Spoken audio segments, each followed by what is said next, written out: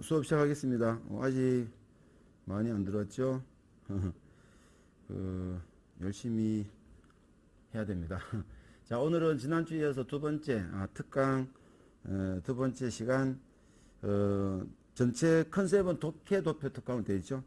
컨셉. 그래서 그 첫날은 독해, 두 번째는 도표인데, 실제 순수한 이론적인 면과 더불어, 여기에 답안에서 어떻게 써먹었는지 여러분 아마 지난주 풀었던 문제, 아킬레우스 나왔던 문제 있었죠. 아이히만, 그리고, 비둘기 나왔던 시, 아킬레우스가 리카운이 돼서 너 왜 그러냐라고 하면서 결국 죽였던 공감 문제 있죠. 그 논제 잘 보세요. 논제 분석해보고 그 독해라는 게 우리가 일반적으로 제시문 독해만 자꾸 떠올리는데 독해는 두 가지다. 논제 독해랑 제시문 독해 두 가지다. 그래서 그 제시문 독해는 늘 하지만 여러분이 긴장을 그죠 늦추지 않는데 그 논제 독해는 의외로 우리가 간과하는 게 많다라는 거예요. 그 문제 풀어보면은 실제 문제입니다. 제가 만든 문제도 아니고 읽어보면 이게 의외로 잘 안 보입니다. 그래서 그 가나를 비교하는 게 아니죠. 그러니까 가와 나를 비교하는 게 아니라 그 가와 나와 비교하여, 그죠? 가 및 나와 비교하여. 이게 참 어려운 말이죠. 가 및 나와 비교하여. 그러니까 그 정확한 표현을 이렇게 학교에서 약간 조금 피해놨는데 어쩔 수 없죠. 우리는 어쨌든 문제를 풀어본 학생이니까, 그지? 더구나 조건 하나 더 붙어 있었죠. 두드러진 특징들 하나를 지적하고 근거를 제시하시오. 그러면은 비교라는 놈, 자, 명령어가 비교하라, 지적하라, 근거를 제시하라 세 가지가 나왔단 말이야. 요 구조를 잘 연결시켜야 된다는 거야. 그래서 요 근거라는 게 결국은 가 및 나와 비교해서 비교하고 지적하고 근거 제시니까 결국은 특징을 지적하고 다의 특징 첫 단락에 그 다음에 비교를 두 번 해야 되는 거죠. 가와 다 나와 다. 요 양자 비교가 결합된 형태가 실제로 작년 시험 문제 나왔습니다. 그래서 아마 그 연대 수업까지 들은 학생들은 요 비슷한 문제를 경험을 어디선가 했다라는 느낌이 좀 날 거예요. 그래서 연대가 출제한 이런 문제들은 완전 하늘에 뚝 떨어진 문제 잘 없어요. 이미 출제가 되고 있는 문제에 대해서 조금씩 변형이 됩니다. 이게 작년 2021학년도 연대 인문이에요. 요 1번 문제 잘 보세요. 가와 나, 다에는 가나 다에는 교양에 대한 다양한 입장이 포함되어 있다. 제시문 가와 나 그리고 나와 다를 각각 비교하시오. 요거는 조금 심플하죠. 여기에 2021 연대 인문 문제입니다. 그래서 가장 진도가 빠른 반은 지금 연대 기출반 하고 있죠. 근데 진도가 좀 느린 반들은 자, 쌤 커리큘럼이 여러 막판에 가면 갈수록 제가 강조하는 커리큘럼은 굉장히 단순화됩니다. 이제는 뭐든 단순화시켜야 되죠. 그래서 그 기본 이론편 보통 유형 그러죠. 요거는 무조건 필수입니다. 필수가 많으면은 좀 그렇긴 한데 그래도 어쩔 수 없죠. 그 다음에 고대 기출 요것도 당연히 필수입니다. 자, 작년에 고대 선발 인원이 적었기 때문에 금년도 적을 것이다 이렇게 예측할 수는 절대 없어요. 편입에 대한 선발 인원은 정말로 입시 요강이 발표되어 봐야 하는 것이고 작년에 있었던 사건 자체가 굉장히 특이한 사건이었기 때문에 일반화시킬 수는 없다. 연대도 그런 케이스 있었습니다. 연대가 역대 한번 인문 전체 통틀어서 인문에서 그 영문학과 그리고 사학과 딱 두 개 학과 두 명만 뽑은 적이 있었어요. 연대도 그런 적이 있었습니다. 다 사라지고 그러니까 연대도 경영학과도 한 명인가 뽑은 적이 있었습니다. 그렇지만 그건 고해만 그렇게 했었어요. 그래서 항상 편입은 아무도 모릅니다. 그래서 미리 발표를 못하는 겁니다. 학교에서도. 그래서 미리 발표 못한 이유가 TO가 얼마나 하는지 알 수 없으니까 고대도 당연히 여러분이 원래도 준비를 제대로 해야 되는데 그러다 보면은 어쨌든 고대 기출도 필수라고 봐야 돼요. 그 다음에 연대 기출. 자, 순서는 이제는 좀 무관합니다. 원칙은 제가 순서를 말할 때 그 고대 기출을 먼저 공부하라 그리고 연대 기출하라 라고 하는데 시간적 여유가 있을 때 얘기고, 지금 어쨌든 다 해야 되니까, 그죠? 여기 약간 더 쉬워요. 여기 조금 더 어렵습니다. 난이도 문제예요. 왜냐면 1번에서 얘가 요약이 나오고 있고, 그리고 2번에서 이제 설명평가가 주를 이룹니다. 가끔 자기 생각이 붙어요. 설명평가 주를 이루고, 가끔 도표도 드디어 등장했죠. 2022, 오늘 도표할 텐데, 2021 사회결에서 도표가 등장했습니다. 연대랑은 조금 결을 달리 합니다만, 어쨌든 등장은 했어요. 얘들은 이제 1번은 무조건 비교죠, 일단은. 비교입니다. 3자 비교, 양자 비교. 2번은 인문사회 조금 다른데, 인문에는 압도적으로 그 비교가 일단 많아요. 이번에도 그렇습니다.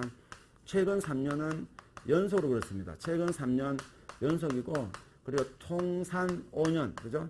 통산 5번이나 비교가 이번에도 등장합니다. 총 10번 시험 봤는데 그중에 5번은 인문은 2번도 비교입니다. 그러니까 절반이 1, 2번이 모두 비교했다는 뜻이에요. 사회계열은 이번에는 도표가 나오고, 그리고 설명평가입니다. 도표가 나오면은 결합형이고, 결합형일 때는 설명평가가 99%입니다. 이렇게 보시면 돼요. 그래서 일단 대충 봐도 일단 이게 조금 더 어려워 보이죠. 고대가 조금 더 쉬워 보이고 연대가 어려워 보이죠.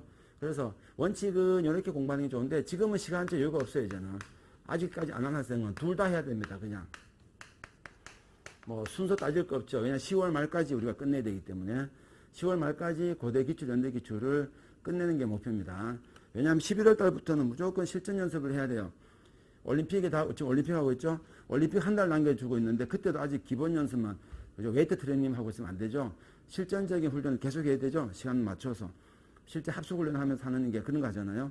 우리도 이제 11월 달부터는 그런 개념으로 갑니다. 그래서 아직은 시간적 여유가 있는데 10월 말까지는 둘 다 다뤄야 된다. 그래서 그 기출 문제는 나중에 여러분 다 접근할 텐데, 요 문제가 보시면은 좀 확대시켜 볼까요? 보세요. 뭐라고 되어 있어요? 가와 나와 다를 비교하라. 그죠? 가와 나와 다를 비교하라. 각각이 붙어 있지만, 여기에 이제, 연대 인문 1번 문제. 진도가 가장 빠른 반이 지금 연대반인데, 이 학생은 풀었겠지만, 나머지 대다수는 아직은 풀어보지 못한 문제인데, 요거는 그대로 가면 되죠. 아주 심플하게 질문을 했죠. 가나 비교하라. 나다 비교하라. 그럼 여러분이 그냥 가나 비교, 나다 비교하면 됩니다. 그러면 답안 구조가 이렇게 생겨먹어요. 그쵸? 여기. 그냥 가나 비교입니다. 공통점 차이점, 공통주장 항목, 그리고 가 비교, 나 비교, 항목 A, B 맞춰서 대꾸 맞추고, 끝났습니다. 그 다음에 나다 비교입니다. 나다 공통 차이점, 주장 항목 쓰고, 그 다음에 나 A, B, XY로 표현했던 것은 A, B가 아니니까, 그쵸? 다 XY 이렇게 하면 되는데, 요게 이제 기본 모델인데, 지금 지난주 봤던 그 논제는 살짝 비틀었죠. 조금 더 어려워지죠. 그렇게 되면은. 그래서 그런 것들의 변수가 발생했을 때 여러분 흔들리지 말라는 거예요. 그죠? 아무리 봐도 여기는 가나 비교라고 단정하지 않았죠. 가의 아이히만 및 나의 시적 하자의 태도와 비교하여 무엇을, 이게 없어요. 목적어가 지금 없어요. 달이죠. 다. 나머지가 다밖에 없잖아요. 가나다니까 달을 비교하여. 그럼 결국은 이거는 가다를 비교하고 나다를 비교한다는 뜻이에요. 가나 비교가 아니고. 그게 핵심이었고, 그 다음에 또 하나 조건 더 있었죠. 그 다의 아킬레오스의 특징을 지적하라. 그래서 답안 구조는 첫 단락에 달을 정의하고, 다 찍어버렸나요? 첫 단락에 달을 정의하고, 그 다음에 그 정의된 그죠? 첫 단락에 그 달을 정의하고, 그 다음에 가다 비교, 나다 비교, 그죠? 다 정의, 그리고 가다 비교, 나다 비교. 그런 논제 독해 주의해보라, 그죠? 아주 전형적인 논제 독해 어려움을 보여주는 문제다. 그리고 들어가서 이제 그 비교하면서 여러분 독해 연습한 것은 예전에 우리가 했던 그 키워드 찾기 5원칙, 그리고 제시문 분석 5단계. 거기에 충실하면 된다. 알았죠? 그리고 오늘은 드디어 도표입니다. 여러분 조금 버거워하죠. 근데 도표는 전혀 어렵지 않습니다. 뭐 제가 늘 그렇게 말하기는 하지만, 요거는 뭐 지난주 나갔던 그 앞에 있었던 정보입니다. 그대로 내가 필요할 정보라서 제가 그냥 실어뒀고, 요것도 마찬가지 지나가면 되겠죠. 자, 일단 도표 분석 공식, 우리 이론편 수업은 아니지만 오늘 문제를 풀기 위해서는 몇 가지 좀 숙지해야 될 게 있어서 그거부터 확인하고 넘어가자. 아직 그 기본편, 이번 달에 기본편 수업 듣고 있는 학생은 여기 진도 여기까지 못 나갔죠. 그리고 기본편 아닌 다른 학생들은 진도를 다 뽑았죠. 그래서 지나간 학생은 복습, 아직은 여기까지 못 간 학생은 예습, 이렇게 생각하시고 들어두면 돼요. 그 내용을 다 말할 수는 없으니까 핵심만 딱 짚어드릴게요. 일단은 그 특징, 도표 분석형의 특징은 뭐다? 자, 도표 분석만 묻는 문제는 있다, 없다? 없다. 알았죠? 없다고 생각하시면 돼요. 없다라는 것은 모든 도표 문제는 뭐다? 결합형이다라는 거야. 결합형이다. 아까 지나가면서 제가 잠깐 말했죠? 이 결합형은, 그죠? 이 결합형은, 그 무엇이 결합이 된다? 주로, 설명과 평가형이 대부분이다. 도표 분석형 결합형은, 그죠? 설명과 평가가 대부분이다. 설명하시오, 평가하시오. 우리가 적용 분석 문제, 설명 평가가 대부분이다. 그렇죠? 설명 평가가 대부분이다. 라고 보시면 되고, 그러다 보니까 우리가 답안 구조 짤 때도 도표 분석의 답안 구조, 고유의 답안 구조를 굳이 구성하지 않습니다. 왜 그렇죠? 어차피 설명 평가니까. 그죠? 그러면 설명 평가에서 배웠던 답안 구조를 그대로 활용을 하면 되겠죠. 1순위 구조, 2순위 구조 등등 우리가 많이 연습한 거 있었죠. 자, 그리고 그러다 보니까 결합된 유형이 결정한다, 그 뜻입니다. 그러다 보니까 도표 분석형 학습은 분석 자체를 하는데 집중될 것이고, 그 다음에 그 기타 모든 것들은 결합된 유형을 봐야 된다. 문제를 봐야 된다. 그죠? 앞에서 공부했던 것이라는 거죠. 그래서 여기서 공부 핵심은 뭐라? 도표 분석 5단계 공부. 오늘은 이 5단계 공부한 게 핵심입니다. 요거를 활용해서 어떻게 우리가 답안을 쓸 것인가. 컨셉, 변수, 패턴, 수치, 관계. 요거 암기해야 돼요. 자, 컨셉을 확인하고, 변수를 확인하고, 그 다음에 패턴 찾고, 수치 찾고, 관계 찾고. 수치는 이제, 쉽게 말해 계산값, 그죠? 계산값. 수치는 계산값을 쓴다라고 생각하면 됩니다. 계산값. 숫자를 단순 인용하는 것이 아니고, 자, 도표에 있는 숫자를 그대로 갖고 오는 것이 아니고, 여러분이 계산한 값을 보여주는데, 요걸 조금 상세하게 말하면 요 그림입니다. 요 자료인데, 요 자료는 무조건 암기입니다. 암기. 알았죠? 요 자료는 암기. 어렵지 않아요. 암기. 이 정도 암기는 해야 됩니다. 암기. 자, 제 1번치부터 방금 봤던 그 순서대로 다시 제가 상세한 내용을 적은 겁니다. 자, 컨셉을 확인하라. 변수를 확인하라. 패턴을 찾고, 수치 찾고, 관계적 분석하라. 자, 그 컨셉이라는 것은 제가 그냥 만든 명칭이에요. 컨셉은 의의나 목적. 야, 너 오늘 패션의 컨셉이 뭐냐? 얼룩덜룩 울긋불긋하면 조금 신기하면 물어보겠죠? 그 컨셉입니다. 자, 도표의 의의나 목적을 찾는 건데, 그냥 제목입니다. 제목에 찾는 게 제일 빨라요. 제목을 보세요. 제목을 보면 돼. 제목 자체가 컨셉이에요. 근데 제목이 없을 때가 많습니다. 그러면 결국 읽어봐야 됩니다. 제시문도 읽어봐야 되고 논제도 봐야 돼요. 자, 다시 오늘 기억해요. 자, 도표를 보면 제목부터 확인한다. 제목이 없으면 어떻게 한다? 어쩔 수 없죠. 제시문 보면서 그죠? 머리 싸매고 분석해야 된다. 두 번째, 독립변수, 종속변수, 변수 확인합니다. 독립변수는 수학에서 x라고 보면 돼요. 여러분이 수학이 익숙하죠. y는 fx라는 함수가 있을 때 요 x가 독립변수다라고 보면 되고, 요 y가 종속변수다라고 보면 됩니다. 알았죠? 얘가 종속변수예요. 그래서 그 독립변수 독립되어 있다. 우리 영향을 받지 않죠. 얘는 원인을 줍니다. 그죠? 그래서 원인값을 말하는 거고, 그 다음에 종속변수는 내가 영향을 받죠. 결과값을 말하는 거예요. 그렇게 기억해서 이거 찾는다. 이거 찾아야 됩니다. 그 다음에 종류인데 종류 두 가지입니다. 시간의 변화가 있고 없고. 자, 도표에는 크게 봐서 시간의 변화가 있고 없고. 시간의 변화가 있으면 자, 동적인 자료, 증감이 발생하죠.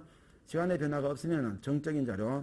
그러면 증가 감소가 없죠. 그러면은 대소. 알았죠? 자, 그 다음에 패턴 분석의 핵심은 이겁니다. 자, 일반적인 패턴과 특이점을 찾아요. 즉 항상 일반적인 흐름을 먼저 찾습니다. 부분을 먼저 찾는 것이 아니고 전체 흐름을 먼저 찾고, 그 다음에 그 전체 흐름 속에서 부분적인 분석을 해주면 돼요. 자, 일반적인 패턴, 그래서 조금 멋있게 간지나게는 뭐 거시적, 미시적이란 말을 하는데 다 필요 없고 그냥 전체적인 패턴을 먼저 찾고, 그 다음에 특이점, 부분적인 패턴을 찾는다. 범주화는 필요할 때는 합니다. 뭐 중요성의 원리는 포인트, 초점을 놓치지 말라는 거고, 범주화는 항목이 많을 때 끼리끼리 묶을 수 있으면 묶는 게 좋다. 그러면 쉽게 보이죠? 가와 나가 비슷한지 뭐 이런 식으로 묶어버리면 좋습니다. 수치 분석이 사실 두 개가 하이라이트죠. 자, 패턴을 찾는데 그 패턴을 수치로 찾습니다. 그래서 도표 분석의 목적은 패턴을 찾는데 그 패턴을 수치로 찾는다. 이렇게 보시면 되고, 그 수치 분석은 계산값을 말해요. 그냥 계산값. 자, 숫자를 단순 인용이 아니라 여러분이 계산한 계산치를 활용해야 됩니다. 수치잖아요. 계산, 값치자죠. 그래서 주로 나온 게 몇 퍼센트다, 몇 퍼센트 포인트다, 몇 배다. 이런 겁니다. 그냥. 나올 수 있는 이거밖에 없어요. 몇 퍼센트 포인트, 몇 배. 그 비율 계산하는 거 하나 있죠. 공식이 A분의 B-A, 그죠? 곱하기 100. 하게 되면은 이제 몇 퍼센트가 나옵니다. 여기서 A라는 것은 기준 시점이에요. 기준 시점. 그리고 B라는 것은 분석을 하고 있는 현재 시점을 말합니다. 요 공식 기억하고, 뭐 그냥 상식인데, 그것도 모르고 있으면 답답할 때 있으니까. 자, 그 다음에 연관관계 분석은, 이거는 뭐 모든 논술의 기본이죠. 모든 논술은 관계적 분석을 해야 되죠. 우리가 비교든 평가든 설명이든 다 그렇게 합니다. 표도 마찬가지라는 뜻이에요. 자, 다시 암기, 자, 그 5원칙, 요 5원칙 5단계. 컨셉을 찾고, 컨셉은 의나 목적을 말하죠. 제목 보고 찾습니다. 제목이 없으면은 제시문 봐야 되고, 논제를 봐야 되죠. 그리고, 변수 찾고, 변수는 X가 Y가, 여러분 식으로 말하는 X, Y가. X는 독립변수, Y는 종속변수. 그 다음에 패턴 찾기. 패턴은 증가냐, 감소냐, 크냐, 작냐. 그리고 그 패턴을 뭘로 표현한다? 수치로 표현한다. 자, 수치 표현할 때 주의사항 뭐라? 숫자를 그냥 갖고 오지 말라. 그냥 갖고 오지 말라. 숫자를 그냥 갖고 오지 말고 계산해서 갖고 오라. 계산값. 그래서 수치 분석 그럽니다. 그냥 갖고 온다고 무조건 틀린 건 아닌데 가급적. 알았죠? 계산값. 그 다음에 관계적 분석. 이 관계적 분석은 제시문끼리 관계를 말하는 거예요. 그래서 왜 관계가 필요하죠? 질문은 어차피 도표를 해석하시오가 질문이 아니죠. 도표를 해석하고 뭘 하라? 평가하라. 설명하라. 도표를 해석하고 평가 설명이니까 그럼 그 도표랑 제시문 끼리는 일치할까 아니면 충돌할까? 일치하면 설명, 타당, 충돌하면 비판, 부당 이쪽 가면 되겠죠? 그래서 관계적 분석까지 갈 필요가 있다. 오케이? 어렵지 않다. 지금 얘기하는 것은. 자, 그래서 가벼운 문제 하나 몸 풀고 뒤로 가보자. 제시문, 자, 연습 문제 1번. 제시문 4의 예측에 관한 휴엄의 주장을 뒷받침하는 사례들. 휴엄 또 나왔죠? 반가운 휴엄, 그죠? 언제 봤니? 지난주 봤죠? 지난주 여러분 독해했던 그 제시문 데이비드 휴엄의 글이라 그랬지? 누구? 영국의 경험주의 철학자. 극단적 경험주의 철학자입니다. 극단적 경험주의 철학자. 왜 극단적이죠? 우리가 알고 있는 모든 지식은 뭐다? 한마디로 관념의 다발이다. 습관의 다발이다. 우리가 알고 있는 모든 지식은 습관의 다발이다. 꽃다발 그럴 때 다발, 그죠? 습관이 모여서 우리가 지식이라고 하는 것처럼 우리는 착각하고 살고 있다. 그 인과관계, 반드시 그 이면에 있는 법칙이라는 건 존재한다, 하지 않는다, 존재하지 않는다.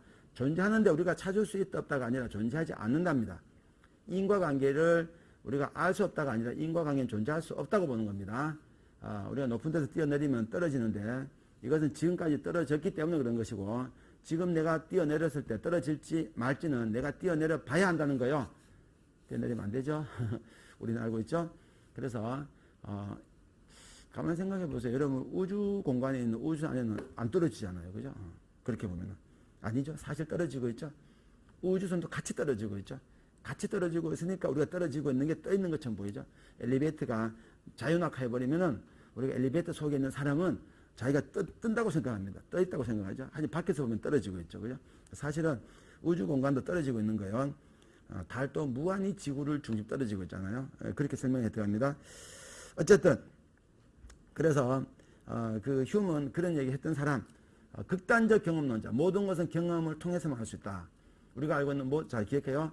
모든 것은 경험으로서만 얻을 수 있을 뿐 우리가 알고 있는 보편적인 법칙이라는 것은 따지고 보면 습관 덩어리다. 습관 다발. 그 얘기 한 겁니다. 예측에 관한 휴엄의 주장을 뒷받침하는 사례들을 그림 1에서 찾아 그 이유를 밝히고 이와 더불어 그림 1과 표 1을 바탕으로 2009년 두 가지를 물었죠. 하나는 뭐요? 그 땡땡을 근거로 땡땡을 분석하라. 그죠? 제시문 그 휴엄을 바탕으로 그림 1을 분석하라. 그리고 이유를 밝혀라. 그래서 4의 효험을 바탕으로 그림 1을 분석하라. 그죠? 그리고 그림 1과 표 1을 바탕으로 2009년과 그 다음에는 이제 요 효험은 끝났죠. 그 다음에 그림 1과 표 1을 바탕으로 2009년과 2013년 자 데이터가 2009년과 2013년만 보라는 겁니다. 비교하여 한국 정부 난민 인정 태도 변화가 있는 추론하시오. 설명한 겁니다. 추론은 보통 설명입니다. 그냥 설명이라고 보면 타당부당이 아니고 그냥 설명이라고 보면 됩니다. 그래서 한국의 정부의 난민 인정 태도 변화를 설명하시오. 자, 그 정도고 제시문 잠깐 보자요. 귀납은 관찰과 실험을 통해 얻은 개별적인 사실들로부터 가설을 세우고 그것이 검증되면 일반적인 법칙으로 정리. 자, 이것도 제가 하는 레벨 테스트라는 게 있어요. 이제 처음 상담 오면은 레벨 테스트를 보게도 합니다. 그 레벨 테스트 문제에 들어가 있는 주요 개념이 귀납하고 연역인데 이거 나중에 고대 기출 문제 또 나옵니다. 이런 거는 기억을 해두는 게 좋아요. 자, 귀납은 뭐죠? 귀납과 연역은 사실은 다 알고 있을 것 같긴 한데 정확하게 알았죠? 귀납은 사례를 종합합니다. 자, 사례를 종합해서 이 사례를 통해서 하나의 일반적인 법칙을 찾는 겁니다. 일반적인 법칙을 찾는 것이고, 자, 귀납은, 연역은 반대죠. 어떤 이미 일반적인 법칙이라고 인정이 되고 있는 이 일반적인 법칙을 전제로, 그죠? 일반적인 법칙을 전제로 해서 구체적인 사례를 설명합니다. 모든 사람은 죽는다. 사람은 죽는다. 그죠? 사람은 죽잖아. 일반적인 법칙이죠. 소크라테스는 사람이다. 그러므로 소크라테스도 죽는다. 이런 식으로 가는 게 연역이에요. 까마귀는 검다. 우리 집 까마귀 검고 미국 까마귀도 검고 아프리카 까마귀도 검고 다 검다. 다 검다. 이제까지 검지 않은 까마귀 본 적이 없다. 따라서 까마귀는 검다고 볼 수 있다. 이런 거는 귀납입니다. 예, 그래도 그것만 알고 있으면 되고. 즉 귀납의 원리는 어떤 일정한 형식의 연속이나 공존이 이제까지 자주 반복되었다면 그 얘기죠. 자, 그 사례입니다. 사례. 자주 반복되었다면 자주 반복되었다면 자, 사례가 누적이 되었다면 같은 조건에서는 또 그런 게 벌어질 것이다라고 생각하는 방식. 그러나 귀납이 정말로 믿을 만한 지식 획득 방법일까? 영국의 철학자 러셀은 귀납적 방법의 난점을 간단한 일화를 통해 지적했다. 닭 주인이 닭에게 매일 오전 9시에 모이를 줍니다.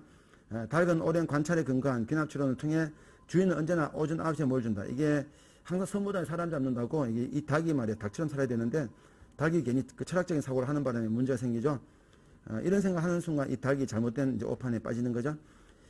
우리 주인은 말이에요. 언제나 9시에 모이를 준다. 그러면 9시는 그냥 주인이 모여주는 시간이에요. 라고 자칭 똘똘한 닭이 그렇게 생각을 하고 사는 거죠. 그런데 그 사이가 찾아온 날 영국에도 사이가 오면은 닭을 잡아주나요? 러셀은 영국의 사람이죠. 오전 9시 주인이 들어오자 닭은 그 법칙에 근거해서 오늘 또 주인은 모이를 준다라고 예측합니다. 빨리 도망가야 되는데 그러니까 이게 선무당이 항상 닭 잡고 있죠. 그러나 주인은 그날 닭을 잡았습니다. 귀납의 원리 자체가 정당화될 수 없다고 주장한 이전 시대 철학자 휴메의 주장에 주목할 필요가 있다. 그죠? 그러니까 객관적인 경험은 존재하지만 그것을 통해서 어떤 법칙을 찾았다고 생각하지 말라는 겁니다. 그래서 극단적 경험론자는 극단적 기납론자라고 보면 안 되고 경험만 강조하는 거예요. 그냥 케바케로 경험만. 휴메에 따르면 지금까지 관찰해온 것들은 미래에 일어날 일들에 대해서도 아무런 단서를 정하지 않는다. 보세요. 지금 내가 뛰어내렸을 때 떨어지는 것은 지금까지 사람들이 떨어졌기 때문에 내가 떨어진 게 아니에요. 그렇게 단정 못한다는 겁니다. 아무런 단서가 없다는 겁니다. 해봐야 안다.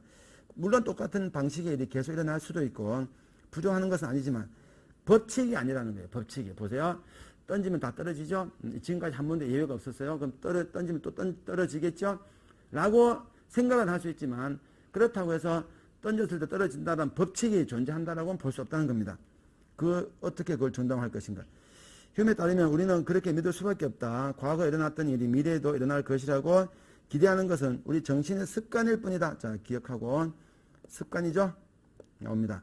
그 과학을 특별하게 만드는 귀납에 대해서 어떤 특별한 정당화를 내놓을 수 있는 것이 아니라 기껏해야 우리가 갖고 있는 그런 습관을 갖고 있다라는 정도밖에 심리적인 설명을 내놓을 수밖에 없다. 여러분 독서가 이제 첫 번째 책이 철학과 굴뚝청소부인데 철학과 굴뚝청소부 맨 처음에 나온 학자가 데카르트하고 스피노자죠. 그 근대적 그리고 끝에 나온 게 이마누엘 칸트입니다.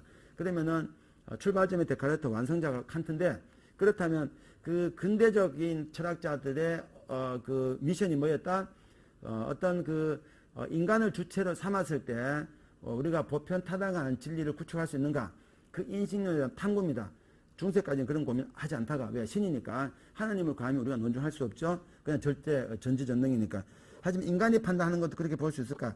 라고 해서 인간을 중심에 놓고 합니다. 그래서 우리가 근대 철학을 인간을 주체로 삼았다 해서 주체 철학 그래요. 주체는 이성과 자유를 이렇게 했고 그런데 이제 끝에 가서 흉이 등장합니다. 그게 근대 철학의 이제 문제가 되기 시작해요. 이제까지 그렇게 하는데 그렇게 하다 보니까 흉이 이렇게 말했죠. 그래. 그런데 결론은 뭐냐? 결론은 우리가 알고 있는 모든 지식은 그냥 습관 덩어리다. 그러니까 이제 그죠? 근대적 그 연구 체계가 다 무너져 버렸죠. 그래서 등장하는 구원 투수가 칸트입니다. 그래서 칸트가 유명해졌고 칸트는 나름 성공했다고 알려져 있죠. 자, 그 휴메에 대한 간단한 정보 기억하고 그 다음에 한국으로의 권역별 난민 신청자 추이 이건 뭐요? 요게 그거죠. 제목이죠. 컨셉이죠. 그 다음에 한국 정부가 승인한 권역별 난민 인정자 추이 요게 앞에서 말했던 제1단계 컨셉을 찾아라. 요 두 도표의 컨셉이죠. 자, 그 다음에 일단 표 분석부터 해봐야 되죠. 굵은 점선 아시아입니다. 맨 위에 거. 그 다음에 실선 아프리카, 작은 점선 중동이에요. 자, 여기서 난민 신청자입니다. 신청자. 단위가 명이다까지 나와 있죠. 그 다음에 한국 정부가 승인한 권역별 난민 인정자 추입니다. 단위도 명이고 연도가 같다라는 거 확인해야 돼요. 2009년부터 2013년까지인데 아래 위 연도가 동일합니다. 기간도 1년마다 이렇게 올라가고 있으니까 아래 위 같은 기간을 분석하고 있구나. 그리고 그 분석 대상도 아시아, 아프리카, 중동 그리고 전체 인정자 이렇게 돼 있어요. 그런데 지금 질문은 다시 앞으로 가봐요. 질문은 휴메의 주장을 뒷받침한 사례들 그림 1에 찾아라. 자, 그래서 그 휴메의 주장으로 설명할 수 있는 그림 1의 데이터가 뭐냐 이거죠. 휴메의 주장으로 설명할 수 있는 데이터가 결국은 휴메의 주장을 뒷받침하는 데이터니까 그러려면은 이 도표를 어떻게 볼 것인가. 지금 출발이 막막하잖아요. 그때 나온 것이 뭐다? 컨셉 찾고 변수 찾고 패턴 찾고 수치 찾고 관계적 분석하라는 거예요. 그렇게 5단계로 가라는 거야. 자, 그거 끝났습니다. 두 번째 질문은 뭐였죠? 두 번째는 제시문과 상관없이 그림 1과 표 1을 바탕으로 2009년, 2014년입니다.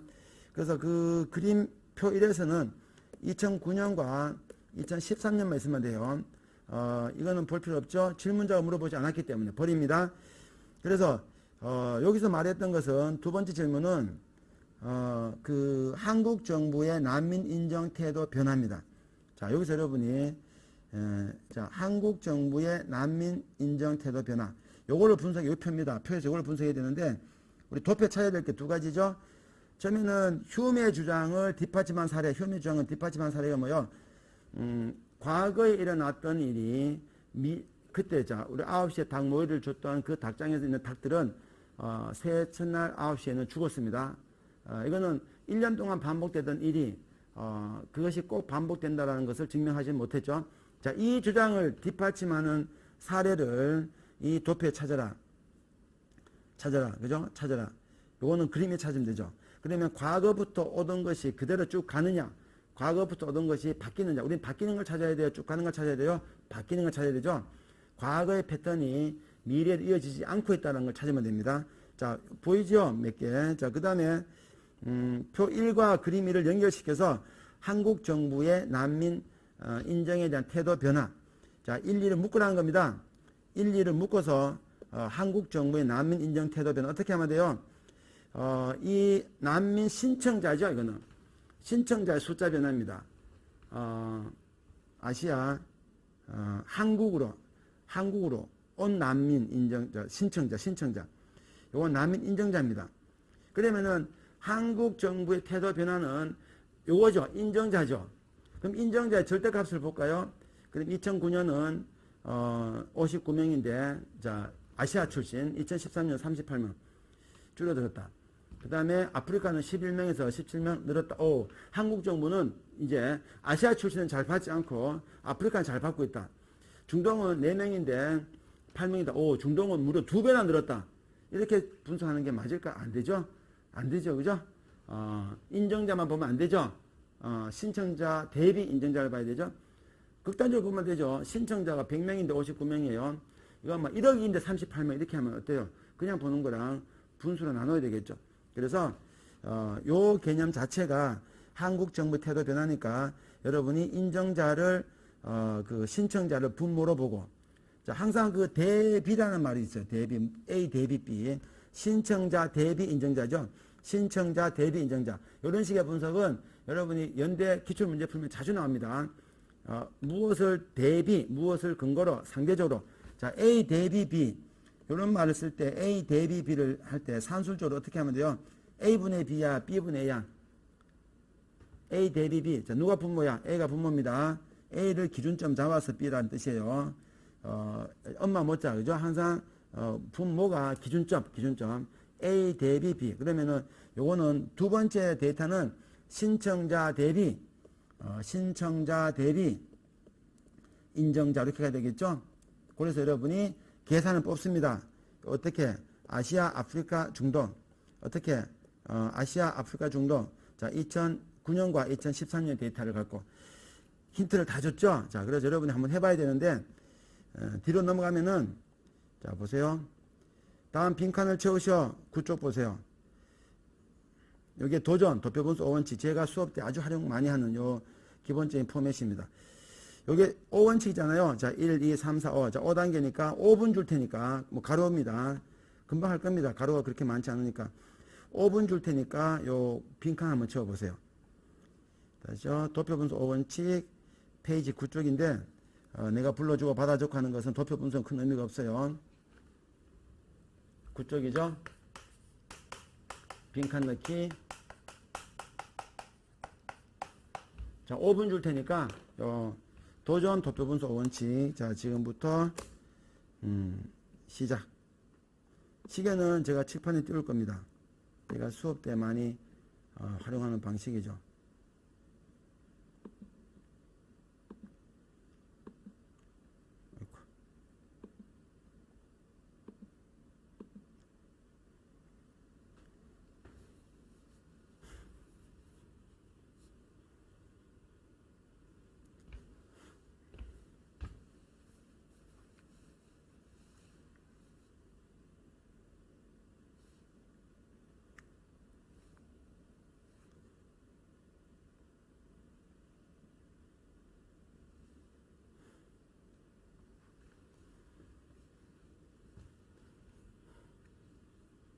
아이고, 시간이 안 가. 멈춰버렸어. 시간이 멈춰 있었네요.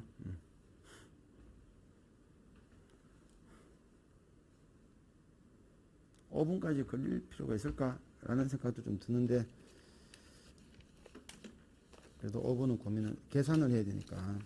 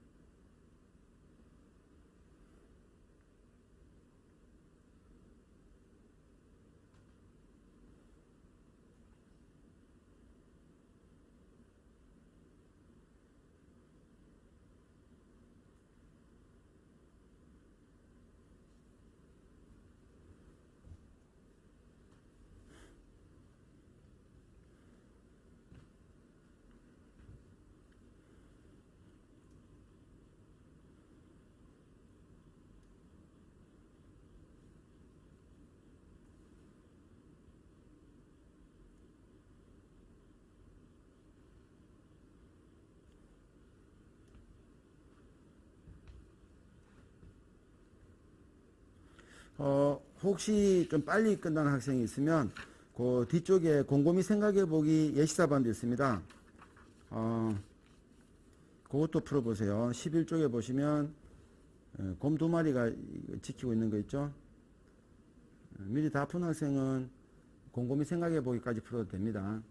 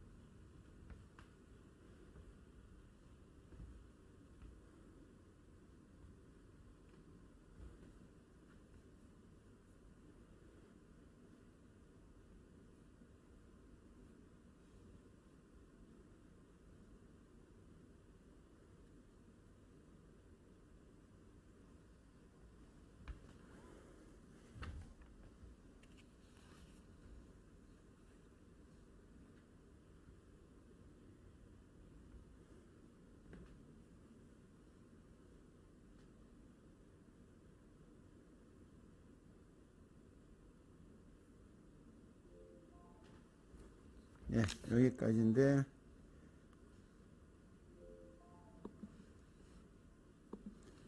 자, 같이 한번 보자.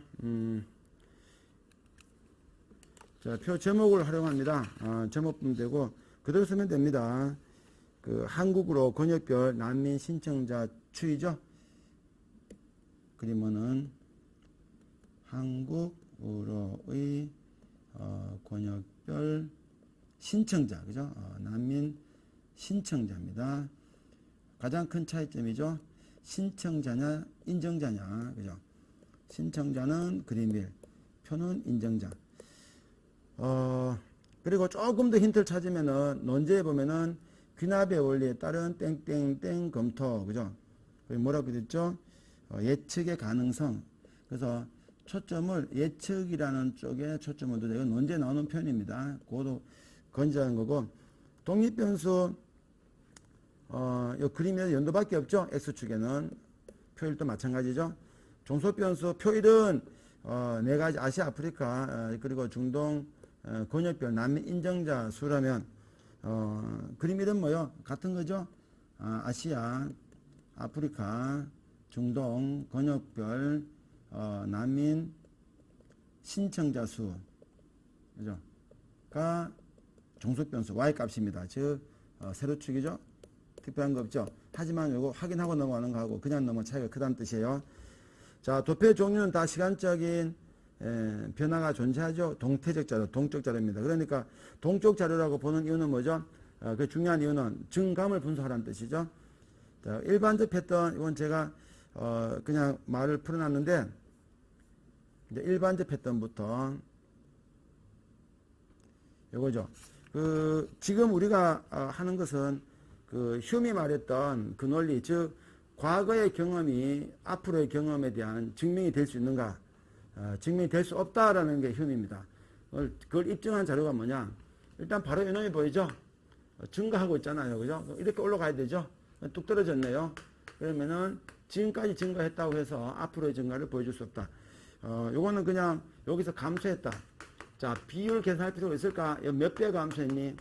자, 몇 배 증가했니? 자, 몇 배 증가했고, 몇 배 감소했고, 이거 쓸 필요 있을까? 쓸 필요 없죠? 같이 증가할 때는 이제 이렇게 증가하냐, 이렇게 증가하냐, 이렇게 증가하냐, 의미가 있겠지만, 어차피 감소입니다. 여기다 적어줄까요? 어차피 이게 증가죠. 증가하고, 이거는 감소입니다.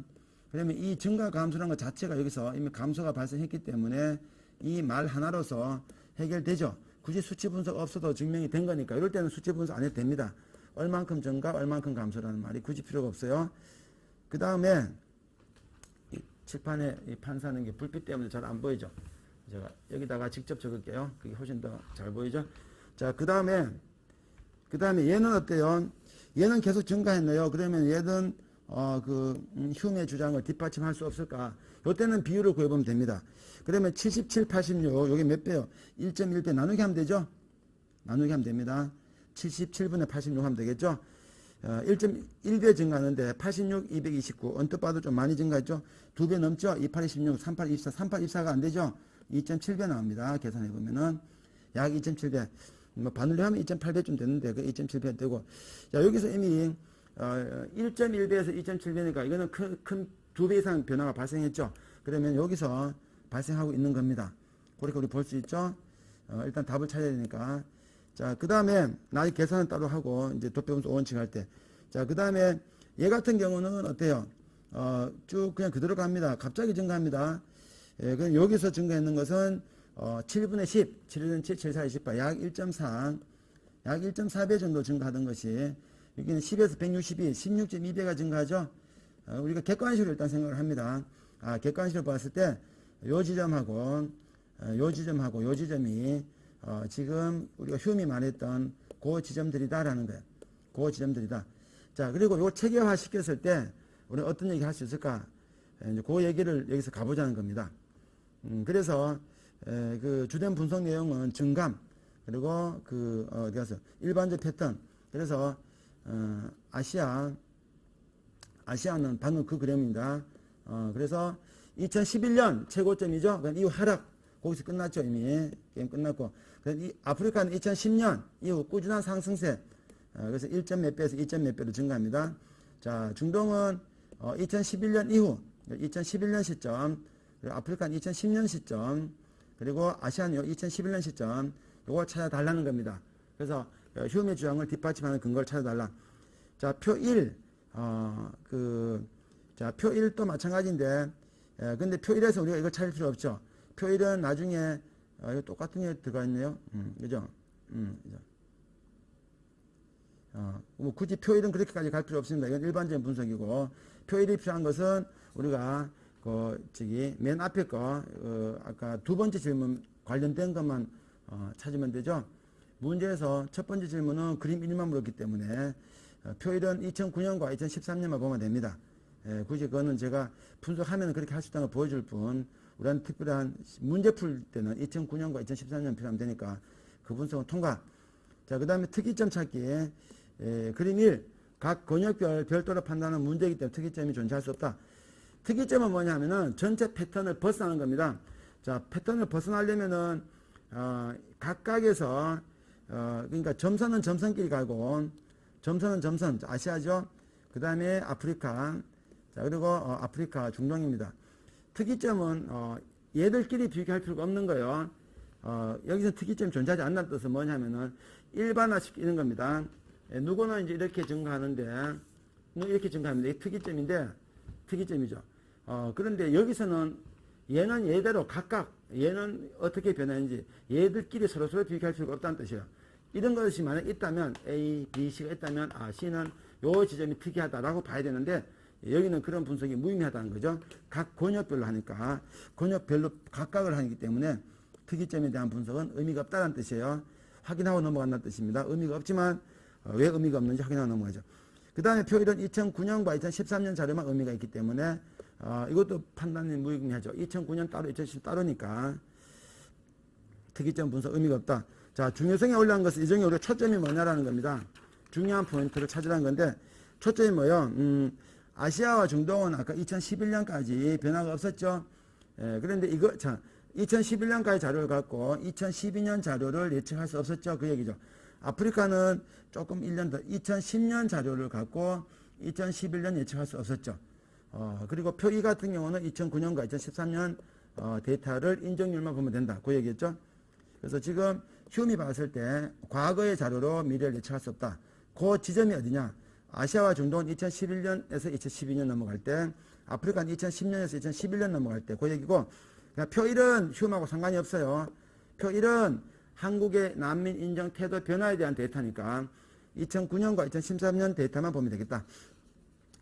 범주화시키기, 아시아와 중동이 같은 시점에 묶여 있죠. 그래서 아시아와 중동을 묶을 수가 있겠다.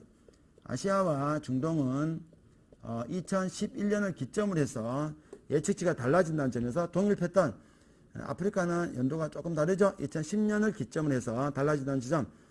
그리고 표 1은 2013년 모두 낮아지는 절대적인 데이터는 아시아만 낮아졌고 아프리카 중동은 높아졌지만 절대값이고 인정률이라는 것은 상대값이죠. 비율이니까 비율은 모두 낮아집니다. 그 계산값이 그림 1 같은 경우는 아까 방금 그 계산한 거죠. 몇 배 증가했다. 아까 16.2배 그죠. 10에서 162가 됐으니까 16.2배. 자, 아프리카는 2010년은 그 이전 이후 비교하는 거죠. 아프리카는 2010년 1.1배 증가했는데 2011년부터 2.7배로 증가합니다. 반올림 됐고 아시아의 난민 인정률. 인정률은 요 계산 몇 분의 몇이죠? 몇 분의 몇. 그건 해야 됩니다. 그거는 인정자 추이니까 신청자분의 인정자죠. 신청자분의 우선 2009년 놓고 보면은 아시아가 230이고 99죠. 그래서 아시아는 그래서 230분의 59, 99죠. 그 다음에 아프리카는 77분의 11, 이게 비율입니다. 그 다음에 중동은 12분의 4, 나머지는 다 건너뛰면 되죠. 자, 그 다음 2013년 같은 경우도 아시아는 537이죠. 자, 537분의 38. 자, 그 다음에 아시아는 됐고 아프리카는 587분의 17. 선이에서 잘 안 보이나요? 그래서 여기다 쓰면 잘 보이죠? 다시 537분의 38, 537분의 38, 그리고 아프리카는 587분의 17, 587분의 17, 그리고 중동은 446분의 8. 자, 이것을 비율이니까 퍼센티지가 좋겠죠? 이거는 계산을 해보면은 제가 미리 해봤는데 요거는 그래서 얘 같은 경우는 25.6% 나옵니다. 나누기해서 곱하기 100 하면 되죠. 아프리카는 14.2% 나와요. 자, 그리고 중동은 33분의 1이니까 이거는 계산 뭐 할 것도 없죠. 33.3%. 자, 그리고 요거는 2013년 데이터 같은 경우는 요거 해보면은 7%. 그리고 아프리카는 2.9% 반올림 해서, 그리고 중동은 1.8% 이렇게 나와요. 자, 그래서 우리가 지금 해야 될 것은 요 데이터입니다. 요 데이터하고 요 데이터를 비교하는 거죠. 그리고 요 데이터 어때요? 다 감소했네요. 감소했네요. 자, 감소하고 정도의 크기, 한국의 어떤 태도 변화니까 한국은 누구를 가장 많이 받아줬다? 2009년 시점에는 중동이 1등 먹었죠. 그리고 꼴등이 아프리카인데 아프리카에서 그 다음에 두 번째 자 2009년 여기다 적으면 잘 안 보이나요? 여기다 하면 되죠. 2009년 자 2009년에서 한국은 자 그 가장 꼴등이 아프리카 난민 가장 안 받았다는 겁니다. 인정률이 가장 낮았다는 뜻이죠. 신청자 분의 인정자니까 절대적인 숫자가 적은 것도 있었지만 인정 비율 자체가 낮았어요. 아프리카. 두 번째가 아시아. 자, 그리고 세 번째가 중동. 중동이 가장 인정을 잘 해줬다라는 뜻으로 보면 되죠. 자, 그 다음에 2013년은 어때요? 가장 꼴등이 중동입니다. 중동이 1.8%밖에 안 되죠. 그 다음에 두 번째가 아프리카, 그리고 세 번째가 아시아. 뭐 약간 뭐 상식적인 이해는 좀 할 수 있습니다만 그런 정치적인 해석을 여기 굳이 할 필요 없죠. 묻지도 않았고 이제 중동 테러가 많아지니까 거기서 이제 부정적인 감정이 뭐 등등 볼 수 있는데 그래서 한국의 특징의 인정 변화는 이렇게 해서 이렇게 바뀌었다라는 겁니다. 그거 얘기할 때 이런 데이터를 갖고 활용해야 된다 그 뜻이에요. 그러기 위해서 우리가 이런 분석하고 있는 겁니다. 그래서 이 데이터 안에 이제 그 계산값을 한번 집어넣어 보자라는 거고 방금 썼던 데이터인데 그거를 써주면 되겠죠. 그래서 인정률이니까 이건 25.6%였죠. 그리고 2013년은 7%. 그리고 아프리카는 2009년이 14.2%.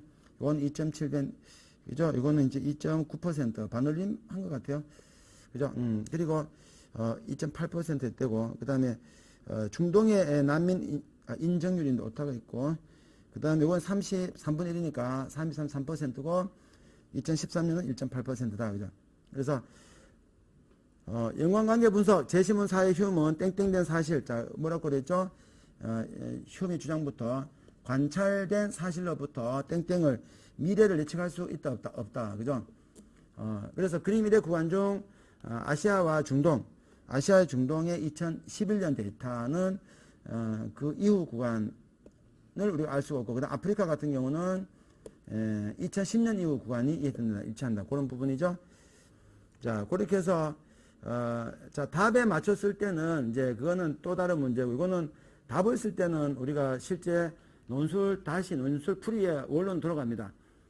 그래서 우선 이제 그림 1부터 분석해서 자 그림 1에서 2011년까지 자료에 근거해서 2012년 권역별 난민 신청자를 예측한다면 아시아 출신 신청자 수는 땡땡하고 일단 도표 정리죠. 증가하고 중동 출신 신청자 수는 비슷한 수준에서 유지될 것이 예상할 수 있다. 그죠? 자 예상할 수 있다. 과거의 경험부터 미래를 예상할 수 있다. 그러나 2012년 데이터에서 아시아는 오히려 감소했고 몇 퍼센트 감소라는 말 필요 없다 그랬죠. 증가해서 감소로 바뀌었으니까 이 자체가 이미 예측이 먹히지 않았다는 뜻입니다. 중동은 몇 배나 상승했다. 중동은 계산을 해줘야 되죠. 16.2배나 상승했다. 아프리카 권역 역시 2010년 이거는 연도가 다르기 때문에 아프리카는 따로 써야 됩니다. 이거는 2010년이고 얘는 2011년 2010년이니까 그래서 그 신청자 수는 몇 배 수준의 증가로 낮은 수준에서 유지될 것으로 예측되지만 2011년 이후는 몇 배로 증가하고 있다. 그래서 그 아프리카를 보니까 1.1배 정도밖에 안 되니까 앞으로도 계속 1.1배일 거야 라고 생각했는데 2011년은 2.7배로 증가합니다. 그래서 이 부분이 이제 그 휴움과 관련된 이러한 점에서 휴움의 주장은 타당함을 알 수 있다. 휴움은 관찰된 사실로부터 미래에 일어날 일을 예측할 수 없다고 보기 때문이다. 주의 근상이죠. 주장, 이유, 이제 이 데이터를 갖고 휴움의 말이 맞는 틀린지. 자, 휴움의, 아까 제가 반대로 말했었나요? 앞에서 언뜻. 그러니까 이 그래프를 갖고 휴움의 주장의 타당성을 증명하는 거죠. 그러니까 휴움의 주장과 일치하는 그래프를 찾는다라는 건데, 그러니까 그래프를 갖고 휴움을 증명하는 겁니다. 그래서 주장, 이유, 근거, 상술, 그죠? 주장, 그리고 이유, 주장, 이유, 대상 제시문이죠.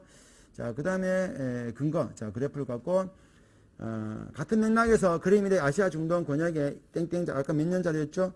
12년 자료죠. 2012년 자료와 아프리카 2011년 자료는 이전의 예측이 달라질 수 있어요. 자, 달라진 자료를 보여줘야 되기 때문에 연도가 2012년이 되고 2011년 돼야 되겠죠? 2011에서 11로 바뀌었으니까 아프리카는 또 2010에서 2011로 바뀌었기 때문에 이 연도 조심해야 되고 표기할 때 그죠? 달라졌다라는 걸 보여준다라고 했죠. 제시문의 상순입니다. 주의 근상 상순. 자, 제시문의 달개 사례 역시 1년간 반복된 현상도 언제든 무너질 수 있음을 보여준다는 데서 같은 맥락이다. 됐죠? 자, 두 번째 질문입니다. 이와 더불어 2009년 자료가 이거는 제시문의 근거가 아닌 도표끼리만 분석하는 거니까 이거는 주의 근상하고는 좀 다르죠. 땡땡을 근거로 땡땡을 하는 게 아니라 도표 분석 자체입니다. 2009년 자료와 2013년 자료를 비교하여 보면 우리 정부의 난민 인정 태도에 변화가 있으면 알 수 있다. 변화를 분석하셨기 때문에 일단 변화가 있다는 거 인정. 여기서 난민 인정 태도 변화라 난민을 더 적극적으로 수용할 것인가에 대한 말하는데 이는 땡땡 대비 자 여기에 대한 설명이 없기 때문에 이걸 해준 겁니다. 난민 이거는 케이스 바이 케이스예요. 문제에 따라 달라지는데 여기선 할 필요가 있다는 겁니다. 신청자 대비 난민 인정자 비율을 통해할 수 있다. 우리 정부 2009년 아시아, 아프리카, 중동, 권역별 난민 인정률은 예를 들면 각각이라는 말 중요하다 그랬죠. A, B, C를 동시에 얘기할 때 각각 그러면 순차적으로 첫 번째 거는 아시아가 되고 두 번째 아프리카 되고 세 번째는 중동이 됩니다. 자동으로 그렇죠. 아까 계산했던 게 있었죠. 25.5% 그리고 이건 14.2% 그리고 33.3%였죠. 그래서 중동, 아시아, 아프리카 권역 순으로 높다. 그죠? 높다. 점점 높아지는 순서입니다. 그러나 2013년에는 각각 7%, 2.8%. 아까 우리가 도표분석 오원칙에서 분석했던 그 자료들이 답안 쓸 때 다 활용이 되고 있죠. 아프리카, 아시아, 아프리카, 중동 권역수 높다. 또한 2013년에는 땡땡 권역에 대한 낮아지는 것은 모든 낮아졌죠. 모든 권역에 대해서 난민 인정이 낮아졌던 점에서 우리 정부의 난민 인정이 상당히 인색해졌다. 자, 난민 인정이 낮아졌는데 그 순서가 또 바뀐 겁니다. 그 얘기를 지금 한국 정부의 태도에 변화가 있는가라는 질문이었으니까 태도에 변화가 있다라는 것은 크게 보니까 순서도 낮아졌고 전체 다 낮았다. 그렇게 풀어줬죠. 예, 잠깐 쉬었다가 조금 더 어려운 문제. 쉬는 시간에 보고 있으면 좋습니다. 16조. 아마 도표 해석형 문제, 바이블 같은 문제인데 제가 이 기본 편성에 실려 있어요. 요거는 제 기억하면서 수업이 중복되지 않게 한다는 게 원칙이었죠. 요 문제를 제가 기본 편에 실었는데 못 풀어줬습니다. 예전에 풀어드리다가 좀 어려워해요. 기본 편 수업 듣는 학생들이 이제 처음 시작한 학생들이 대부분이잖아요. 그래서 그 도표 문제 말고 나머지 도표 문제 중에 조금 기출 문제 중에 약간 더 쉬운 문제를 풀었는데 그러나 이 문제 꼭 풀어봐야 될 문제라서 특강을 이용해서 풀어드릴게요. 그렇지 않고서는 수업 때 제가 다룰 타임이 없어요. 그래서 책에서 본 적이 있는데 라는 생각을 한 학생은 맞습니다. 책이 있는 건데 수업 때 다루지 않았기 때문에 특강을 통해서 해결하도록 할게요.